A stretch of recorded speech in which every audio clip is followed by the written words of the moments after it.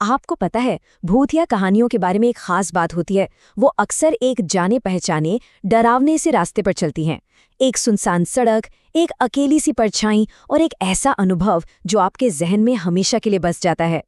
और ये लाइन सिर्फ एक कहावत नहीं है, बल्कि एक तरह की चेतावनी है। आज हम एक ऐसी ही कहानी की पड़ते खोलने वाले हैं, एक ऐसा सफर जिसका अंत बड़ा ही अजीब था। ठीक है, तो देखिए आज हम क्या क्या जानने वाले हैं। हम एक वायरल ऑडियो कहानी से शुरू करेंगे, फिर उस जगह की बाकी कहानियों को जानेंगे, वहाँ की आध्यात्मिक संस्कृति को समझेंगे, फिर एक बहुत ही मशहूर मिथक का विश्लेषण करेंगे और आखिर में ये समझने की कोशिश करेंगे कि भाई ये कहानियाँ आखिर पीढ़ी दर पीढ़ी जिंदा क्यों रहती हैं। तो चलिए सीधा उस घटना पर आते हैं जिससे कई रियल हॉरर ऑडियो स्टोरी चैनलों पर लाखों लोगों ने सुना है। ये एक ट्रक ड्राइवर की आपबीती है जिसे उसने खुद अपनी कांपती हुई आवाज में रिकॉर्ड करवाया था। तो बात है करीब 2018 की। महेश नाम का एक ट्रक ड्राइवर रात के लगभग 2 बजे कोटद्वार से लैंसडाउन के पहाड़ी रास्ते से गुजर रहा था। सोचिए, चारों तरफ घना जंगल, गहरी खामोशी और बिल्कुल सुनसान सड़क। माहौल एकदम तैयार था। तभी एक अंधेरे मोड़ पर महेश को सड़क के किनारे एक औरत दिखाई दी। सफेद साड़ी पहनी हुई, लंबे बाल चेहरे पे बिखरे हुए। पहली नजर में तो महेश को लगा कि शायद कोई स्थानीय महिला है जिसे मदद की जरूरत होगी। लेकिन जैसे ही ट्रक उस औरत के पास पहुंचा, महेश की नजर एक अजीब चीज पर पड़ी। उस औरत के पैर वो जमीन पर थे ही नहीं, जमीन से हल्के से ऊपर तैर रहे थे। और बस यही वो पल था जब एक सामान्य सी सिचुएशन खौफ में बदल गई। महेश के तो होश उड़ गए। उसने ट्रक रोका नहीं, बल्कि और तेजी से आगे भगा दिया। लेकिन कुछ ही पल बाद उसे अपने पीछे कैबिन में किसी के बैठने की आवाज आई। उसने हिम्मत करके रियर व्यू मिरर में देखा और उसकी सांसें जैसे रुक सी गईं। वही सफेद साड़ी वाली औरत अब पिछली सीट पर बैठी थी। महेश ने घबराकर पूछा, कौन हो तुम? लेकिन जवाब में सिर्फ एक धीमी सी हंसी गूंजी, एक ऐसी हंसी जो इंसानी नहीं लग रही थी। और फिर ट्रक अपने आप तेज होने लगा, मानो किसी और ने एक्सीलरेटर दबा दिया हो। महेश पूरी ताकत से ब्रेक लगाने की कोशिश कर रहा था, पर ट्रक कंट्रोल से बाहर था। अचानक सामने एक तीखा मोड़ आया। महेश ने डर के मारे आंखें बंद की और जोर से ब्रेक दबाया। एक झटके के साथ गाड़ी रुकी और सब शांत हो गया। जब उसने आंखें खोली तो पीछे कोई नहीं था। वो फौरन ट्रक से उतरा और सीधा पास के ढाबे की तरफ भागा। वहां पहुंचकर जब उसने पूरी घटना बताई तो ढाबे वाले ने बड़े शांत होकर कहा, तुम बच गए। वो है जो कई सालों से यहां दिखाई देती है। जो भी रुकता है वो वापस नहीं आता। तो ये तो थी महेश की कहानी। लेकिन अब देखते हैं कि ये एक कहानी उस जगह की लोक कथाओं में कैसे फिट बैठती है। एक ऐसी जगह जो अपनी भूतिया कहानियों के लिए पहले से ही जानी जाती है।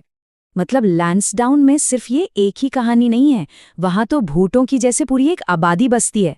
जैसे कि एक सरकटा अंग्रेज है जो सोते हुए संतरियों को डांटता है।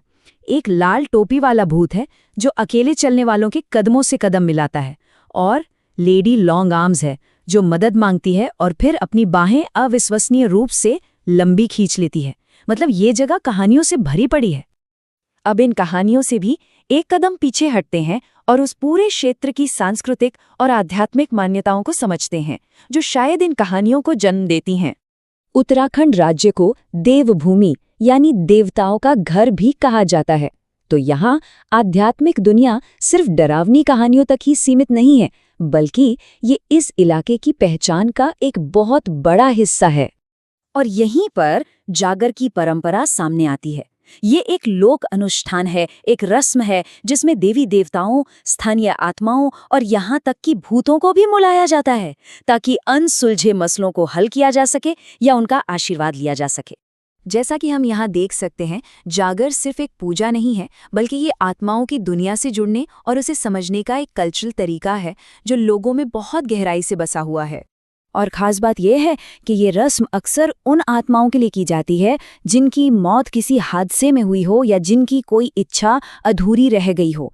ये उन्हीं आत्माओं से बातचीत करने का एक तरीका है जिनका जिक्र हम अक्सर इन स्थानीय कहानियों में सुनते हैं।